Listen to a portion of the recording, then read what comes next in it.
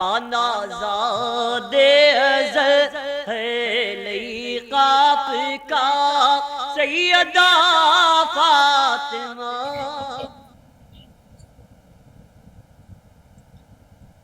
نحمده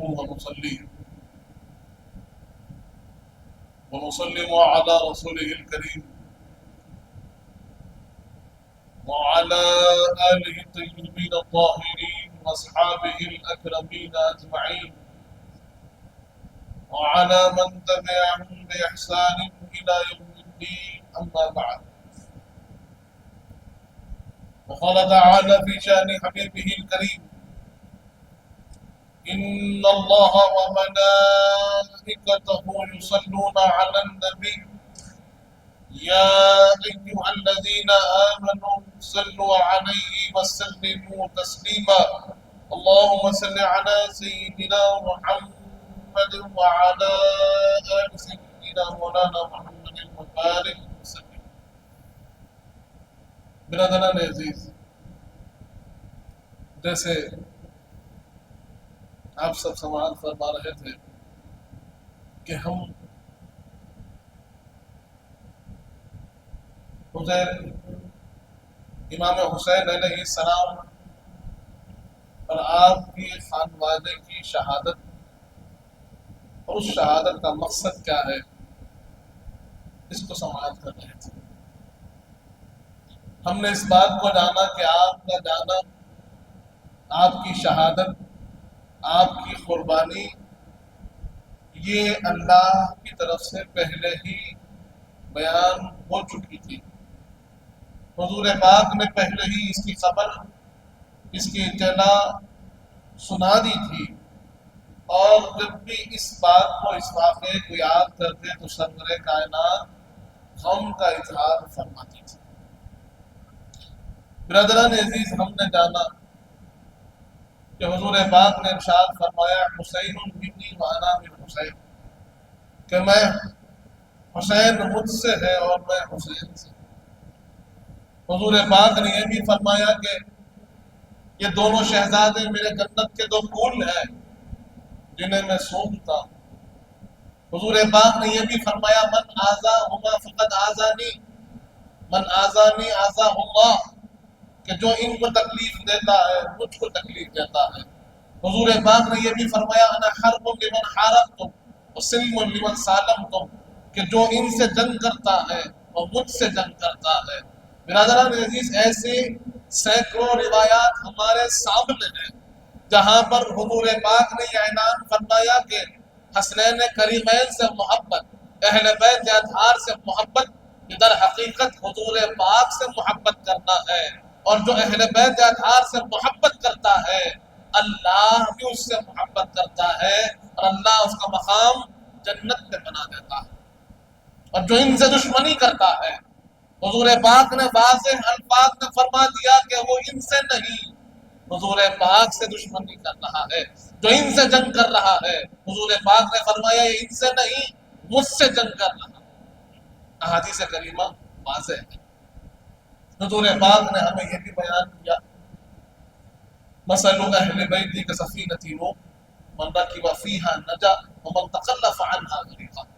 حضور پاک نے بیان کیا کہ میرے اہل بیت کی مثال کشتی نوح کے مانند ہے. جو ان سے جڑ گیا کامیاب ہو گیا، جو ان کو چھوڑ دیا، جو ان کی مخالفت کیا وہ گمراہیوں میں ڈوب گیا. برادران عزیز، ایسے بہت سی احادیث ہیں جہاں پر حضور پاک نے ہمیں اہل بیت کی محبت کا حکم دیا ہے اور ان کی برائی، ان کی نفرت، ان کے بغض سے ہم کو بچایا. برادران عزیز، پھر قرآن فرماتا ہے ان الذین یؤذون اللہ ورسولہ لعنهم اللہ فی الدنیا والآخرہ وأعد لهم عذابا مہینا. یقیناً وہ لوگ جو اللہ کو تکلیف دیتے ہیں، رسول پاک کو تکلیف دیتے ہیں، اللہ فرماتا ہے لعنهم اللہ فی الدنیا والآخرہ، دنیا اور آخرت میں اللہ ان پر لعنت بھیجتا ہے. وَعَدَّ لَهُمْ عَذَابًا مُهِينًا، اور جو اللہ رسول کو تکلیف دیتے ہیں ان کے لیے اللہ نے ایک ذلت آمیز عذاب تیار رکھا ہے.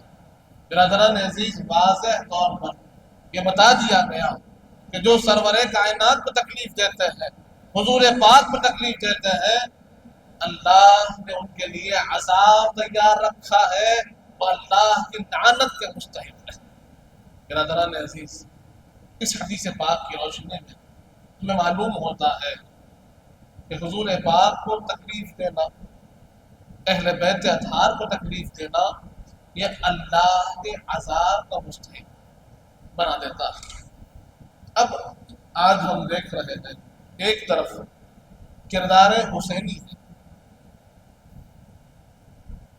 وہ کردار جس نے حق کی خاطر سب کچھ لٹا دیا، جس نے حضور پاک کے دین کی خاطر سب کچھ لٹا دیا،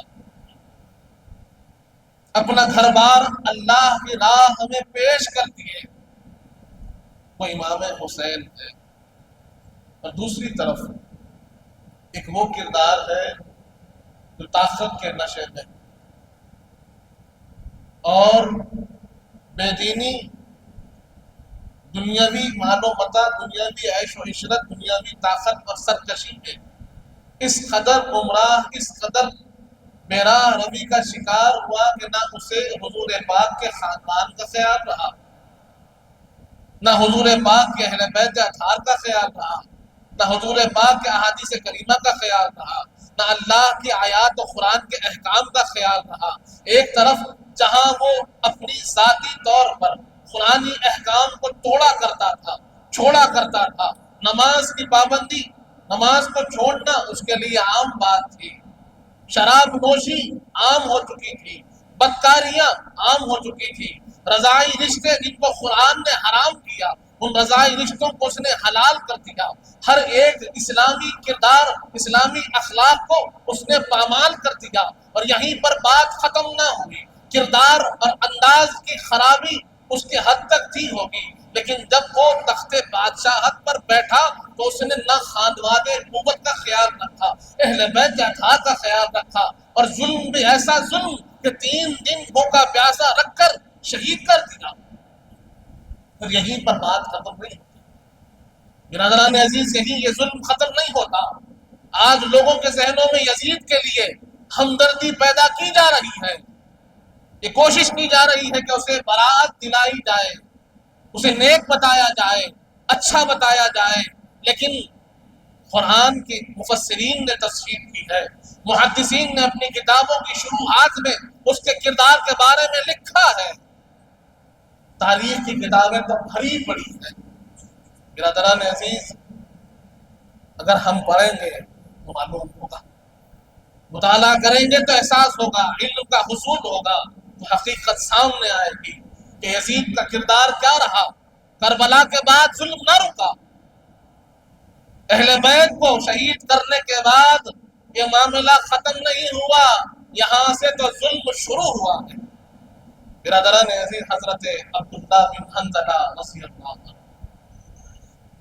حضرت حنظلہ رضی اللہ عنہ کے بیٹے ہیں، آپ فرماتے ہیں کہ ہم اہل مدینہ نے یزید کی مخالفت اس وقت کی جبکہ ہمیں اس بات کا یقین ہو گیا کہ اگر ہم اس بدبخت کی مخالفت نہیں کریں گے تو اللہ کی طرف سے ہم پر عذاب نازل ہوگا۔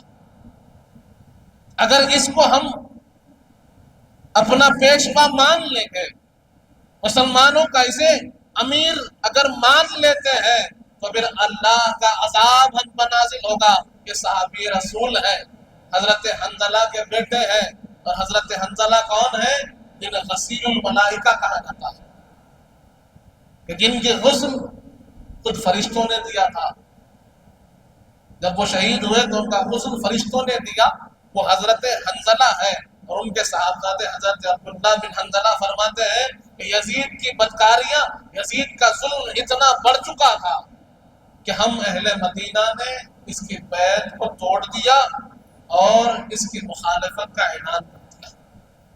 برادران عزیز، یہاں ایک بات عرض کر دوں کہ اہل بیت اطہار کی جو فضائل ہیں ہم نے سنے، خانواد رسول کے جو فضائل ہیں ہم نے جانے، اب اسی طرح اہل مدینہ کی بھی فضائل ہیں۔ حضور پاک فرماتے ہیں کہ یہ میرے شہر والے میرے پاس سب سے زیادہ عزیز تر ہے، سب سے زیادہ پسندیدہ کوئی شہر ہے تو شہر مدینہ ہے، سب سے زیادہ کوئی شہر والے مجھے پسند ہے تو مدینے والے پسند ہے۔ اور حضور پاک فرماتے ہیں کہ جب میں حشر میں اٹھایا جاؤں گا سب سے پہلے کسی شہر والوں کی میں شفاعت کروں گا تو شہر مدینہ والوں کی شفاعت کروں گا۔ اور حضور پاک نے ارشاد فرمایا کہ جس کسی نے اہل مدینہ کو تکلیف دی تو اللہ اسے جہنم میں ایسے پگھلا دے گا جیسے شیش کو یا لوہے کو آگ پگھلا دیتی ہے، نمک جیسے پانی میں گھل جاتا ہے، اللہ ان کو جہنم میں گھلا دے گا جو اہل مدینہ کو تکلیف دیتے ہیں۔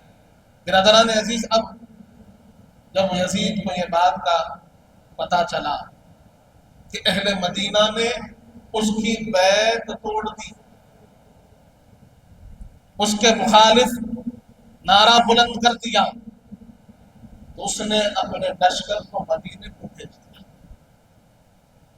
مدینہ منورہ پر چڑھائی ہوتی ہے، لشکر کشی ہوتی ہے، وہ شہر اسے حضور پاک نے اپنے دستے کرم سے سجایا ہے، وہ شہر جہاں صحابہ کرام رہتے ہیں، وہ شہر جو حضور پاک کے مرقد، حضور پاک کا مزار، حضور پاک کا گنبد خضرا جس شہر میں ہے، وہ شہر جسے حضور پاک نے بسایا ہے، جس شہر کو مدینہ منورہ حضور پاک نے کہلوایا ہے، جس شہر کو حضور پاک نے حرم بنایا ہے، وہاں اس شہر پر یزید نے حملہ کروا دیا اور یہ اعلان ہو گیا کہ یزیدی فوج پر 3 دن کے لیے شہر مدینہ حلال ہے، جو چاہے کرو، بس یہ شہر میرے قبضے میں آنا چاہیے۔ اب جو چاہے کرو پر یزیدیوں نے کیا کیا؟ یزیدیوں نے سارے شہر مدینہ کو تباہ و تاراج کر دیا۔ مدینہ منورہ کا وہ حصہ جسے حضور پاک نے روضۃ من ریاض الجنہ فرمایا، جس کے ایک بوسے کے لیے، جہاں پر ایک سجدے کے لیے حضور پاک کے غلام تڑپ جاتے ہیں، صفوں میں گھنٹوں کھڑے رہتے ہیں کہ ریاض الجنہ میں ہمیں مقام مل جائے، اس مقام پر اسے حضور پاک نے فرمایا ما بین بیتی و منبری روضۃ من ریاض الجنہ، کہ میرے اس حجرے اور میرے منبر کے درمیان کا حصہ یہ جنت کا حصہ ہے۔ وہاں پر یزیدیوں نے گھوڑوں کو باندھ دیا، 3 دن کے لیے نماز بند ہو گئی، مسجد نبوی شریف میں نماز نہیں ہوتی، اب اجازت نہیں ہے کہ حضور پاک کی مسجد میں نماز ہو، حضور پاک کی منبر پاک کے پاس گھوڑے باندھ دیے جاتے ہیں، وہاں پر ان کی غلاظت، وہاں پر ان کا نیند، ان کا پیشاب، اور پھر اس کے بعد کیا ہو رہا ہے؟ صحابہ کرام کو گھروں سے نکال کر شہید کیا جا رہا ہے، 1-2 نہیں، 700 صحابہ کرام کو شہید کر دیا گیا۔ حضور پاک کے غلام، حضور پاک کے شہر میں رہنے والے 700 صحابہ کرام شہید ہوتے ہیں، اور شہید کرنے والی کس کی فوج؟ یزید کی فوج ہے۔ 10,000 تابعین جو حضور پاک کے شہر میں رہتے ہیں، اہل مدینہ ہے، مدینے والے ہیں، 10,000 تابعین شہید کر دیے گئے، کئی سو صحابیات کی عصمت ریزی ہوتی ہے، شہر مدینہ کو تباہ و تاراج کر دیا گیا۔ برادران عزیز، حضرت ابو سعید خدری رضی اللہ عنہ جلیل القدر صحابی ہے، حضور پاک کے صحابہ میں روایات احادیث میں آپ کا بڑا کردار رہا، بہت بزرگ، بہت بوڑھے ہو گئے ہیں، اپنے حجرے میں، اپنے گھر میں ہے، گھر کو لوٹا گیا، جب گھر کا دروازہ توڑا گیا، آپ کے گھر کو تلاش کیا گیا، کچھ نہ ملا، کچھ نہیں تھا، نہ ساز سامان تھا، نہ مال و متاع تھا، نہ کپڑے تھے، نہ سامان تھا۔ جب کچھ نہ ملا تو یزیدی فوج نے ایک آپ کی داڑھی پکڑی اور آپ کی داڑھی کاٹ دی، داڑھی کاٹ دی۔ آپ نے کہا یہ کیا ظلم ہو رہا ہے؟ شہر مدینہ پہ ظلم ہو رہا ہے، حضور پاک کے صحابہ پہ ظلم ہو رہا ہے، کہ تم کیا کر رہے ہو؟ جب یہ بات آپ نے بلند کی تو آپ کی گردن کو کاٹ کر آپ کے دروازے پر لگا دیا۔ یہ صحابہ کے ساتھ سلوک۔ اس کے بعد حضرت سعید بن مسیب رضی اللہ عنہ آپ فرماتے ہیں کہ میں ایک مجنون کی کیفیت طاری کر کے ممبر شریف کے پاس بیٹھ گیا۔ حضور پاک کا جو ممبر تھا، حضور پاک کا جہاں پر مزار مبارک ہے، وہاں پر روضہ پاک کے پاس میں بیٹھ گیا، اور مجھے ڈر تھا کہ ان کا ظلم کہیں حضور پاک کے روضے کی طرف توجہ نہ کر دے، اس لیے میں بیٹھتا اور وہاں پر نگرانی کرتا۔ لوگ مجھے مجنون کہتے، لاتوں سے مارتے، مجھے پیروں سے مارتے تھے، کہتے تھے کہ مجنون ہے، پاگل ہے، اور چھوڑ دیتے۔ اور نماز کا وقت مجھے معلوم نہ ہوتا، لیکن میں خبر رسول سے اذان کی آواز سنتا تو نماز پڑھ لیتا۔ برادران عزیز، یہ ظلم مدینے پر، یہ ظلم مدینے والوں پر، اور آج لوگ کوشش کر رہے ہیں یزید کو برات دلانے کی، کوشش کر رہے ہیں اس بات پر کہ لوگ کہہ رہے ہیں کہ یزید کے ہاتھ پر کئی صحابہ نے بیعت کی ہے، یزید کو اپنا امیر کئی صحابہ نے مانا ہے، یزید کو اپنا خلیفہ کئی صحابہ نے مانا ہے۔ تو جب آپ اٹھا کر دیکھیں تاریخ، اٹھا کر دیکھیے احادیث کریمہ، اٹھا کر دیکھیے احادیث کے شروحات، تو ہم کو معلوم ہوگا کہ وہی صحابہ جس نے یزید کے ہاتھ پر بیعت کی تھی، انہوں نے یزید کی بیعت توڑی ہے، اور کہا ہے کہ اگر ہم بیعت نہ توڑتے تو اللہ کا عذاب نازل ہو جائے۔ 700 صحابہ کو شہید کر دیا، 10,000 تابعین شہید ہو گئے، شہر مدینہ سارا کا سارا تباہ کر دیا، کچھ باقی نہ رکھا۔ اس مدینے کو حضور پاک نے بسایا، یزید نے اسے برباد کیا۔ اور لوگ کہتے ہیں کہ ابھی وہ رحمت اللہ، نعوذ باللہ، لعنت اللہ، رحمت اللہ نہیں، وہ لعنت اللہ ہے۔ برادران عزیز، ابھی یہی بات ختم نہ ہوئی، ظلم ابھی ختم نہ ہوا۔ جب مدینہ اس کے قبضے میں آ گیا، اس نے حکم دیا کہ جاؤ مکے کو قبضے میں لو۔ عبداللہ بن زبیر رضی اللہ عنہ، جو حضرت زبیر بن عوام کے بیٹے ہیں، انہوں نے مکے پر اپنا قبضہ جما لیا تھا۔ انہوں نے یزید کی مخالفت کر دی اور کہا کہ مکے پہ اب تیرا کوئی حق نہیں۔ جب یہ بات اس تک پہنچی تو کہا کہ اب لشکر کو مکے کی طرف لے جاؤ۔ برادران عزیز، سوچنے والی بات ہے، کہاں کس شہر پر حملہ ہو رہا ہے؟ اللہ کے گھر پہ حملہ ہو رہا ہے، اور کس پر تلوار چلائی جا رہی ہے؟ صحابہ اکرام کے شہزادوں پر تلوار چلائی جا رہی ہے۔ برادران عزیز، اب یہی لشکر پلٹ کر مکے کو گیا، مکہ مکرمہ پر حملہ ہوا، اور جب یہ جنگ تیز ہوئی تو حضرت عبداللہ ابن زبیر پیچھے ہٹتے ہٹتے خانہ کعبہ، حرم کعبہ میں داخل ہو گئے۔ اور یہ وہ مقام ہے جہاں پر ہم چونٹی بھی نہیں مار سکتے، حرم کعبہ ہے جہاں کے پتے توڑنے کی بھی ہمیں اجازت نہیں، جہاں کی کیڑیوں کو مارنے کی ہمیں اجازت نہیں۔ وہاں اہل مکہ کو انہوں نے مارا ہے، وہاں اہل مکہ کو انہوں نے شہید کیا۔ اور یہی بات ختم نہ ہوئی، جب یہ لوگ پناہ لیتے لیتے خانہ کعبہ کے اطراف میں پناہ لے لیے، اللہ کے گھر کے پاس جا کر پناہ لے لیا، اور اللہ کے گھر کے پاس اپنے آپ کو محفوظ سمجھنے لگے، تو یہاں ان کا ظلم ختم نہ ہوا، بلکہ منجنیق، یعنی آج جیسے توپ کے گولے ہوتے ہیں، ویسے انہوں نے منجنیق بنائے تھے کہ گولا بناتے روئی کا، اس پر آگ لگاتے اور ایک منجنیق سے پھینکتے۔ کہاں پھینک رہے ہیں؟ اللہ کے گھر پہ پھینک رہے ہیں۔ کس پہ حملہ ہو رہا ہے؟ کعبۃ اللہ پہ حملہ ہو رہا ہے، اور حملہ خالی نہ گیا، اللہ کے گھر کا خلاف جل گیا، خانہ کعبہ کا خلاف جلا دیا گیا، خانہ کعبہ کی دیواریں منہدم ہو گئی۔ دل کو چین نہیں آیا، اہل مکہ کو شہید کیا، مکہ مکرمہ کو تباہ و تاراج کر دیا۔ کس کے حکم پہ؟ یزید کے حکم پہ۔ کس کو مارا؟ حضرت عبداللہ ابن زبیر کے خلاف۔ کس پر حملہ؟ حضرت عبداللہ ابن زبیر پر۔ وہ تو یہ ہوا کہ اسی اثنا میں یزید مر گیا۔ یزید یہی خانہ کعبہ کے حملے میں مر گیا، اور اس کے موت کی خبر جب اس کے لشکر کو پہنچی تو اس کی لشکر بس ہمت ہو گئی۔ پھر حضرت عبداللہ ابن زبیر اٹھے اور پھر اس کے لشکر کو ڈھکل دیا اور باہر کیا۔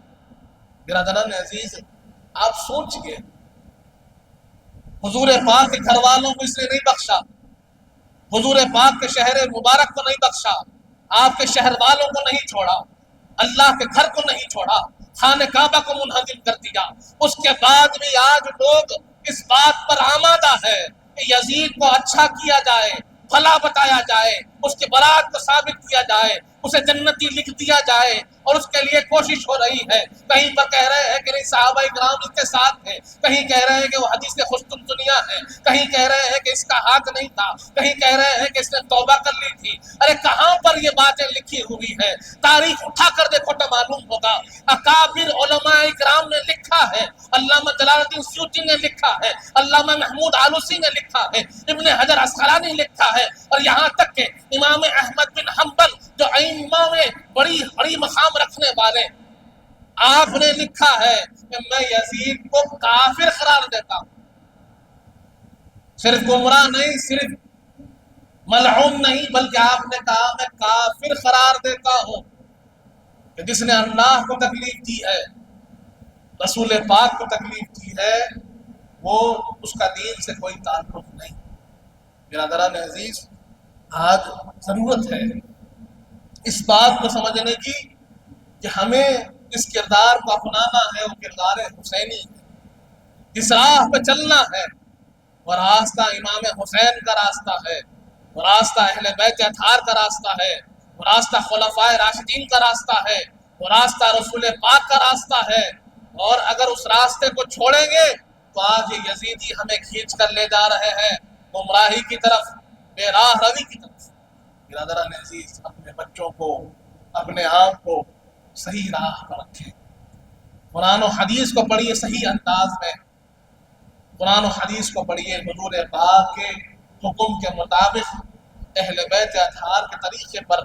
اسی لیے تو حضور پاک نے ارشاد فرمایا، صحیح مسلم کی حدیث ہمارے سامنے ہے، حضور پاک نے فرمایا انی تارک فیکم الثقلین ما ان اخذتم لن تضلوا ابدا، کہ اگر تمہارے درمیان میں دو بھاری چیزیں چھوڑے جا رہا ہوں، حضور پاک فرماتے ہیں تو وزنی چیزیں تمہارے درمیان چھوڑ رہا ہوں، ما ان اخذتم لن تضلوا ابدا، اگر تم ان کو تھام لوگے کبھی گمراہ نہیں ہوگے۔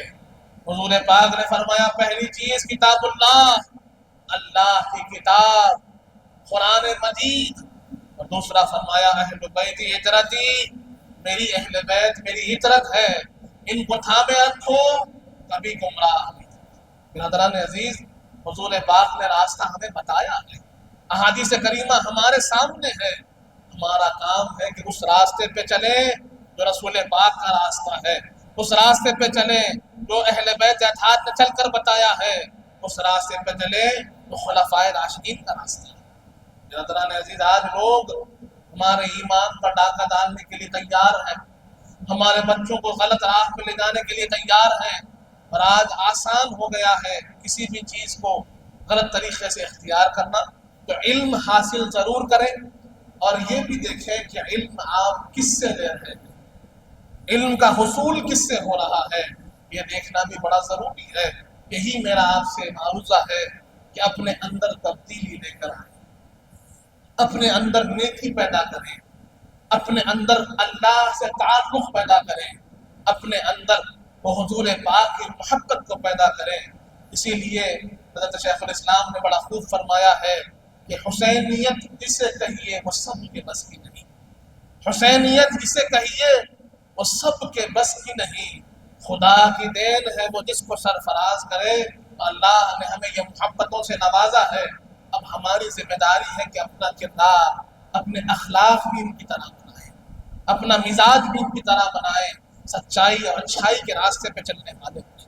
اللہ تعالیٰ سے دعا ہے جب تک زندہ رکھ، سلام پر رکھ، موت کی ایمان پر دے، وقت نزا حضور پاک صلی اللہ علیہ وسلم کا دیدار نصیب فرما، مالک نیک اور صالح متقیوں پر اظہار بنا، ہمارے گناہوں کو معاف فرما، ہمارے گناہوں کو نیکیوں سے تبدیل کر دے مالک، ہم میں جو پریشان حال ہے ان کی پریشانیوں کو دور فرما، ہم میں جو بیمار ہے انہیں شفاء کاملہ عطا فرما، ہم میں جو مقروض ہے ان کے قرضوں کو عطا فرما، جو کچھ کہے ہیں جو کچھ سنے ہیں اس پر عمل کرنے کی توفیق عطا فرما۔ حضور پاک صلی اللہ علیہ وآلہ وسلم کا سچا غلام محمدی بنا مالک، اہل بیت اطہار کا سچا غلام بنا، صحابہ کرام کا چاہنے والا بنا، اولیاء اللہ کا چاہنے والا بنا، ان کے بتائے ہوئے راستے پر چلنے کی توفیق عطا فرما۔ وصلی اللہ تعالی علی خیر خلقہ سیدنا محمد وعلی آلہ وصحبہ وسلم، والحمد للہ۔ سرکار آپ کا محتاج کرم ہے، نسبت کی قسم ہے، نسبت کی قسم ہے۔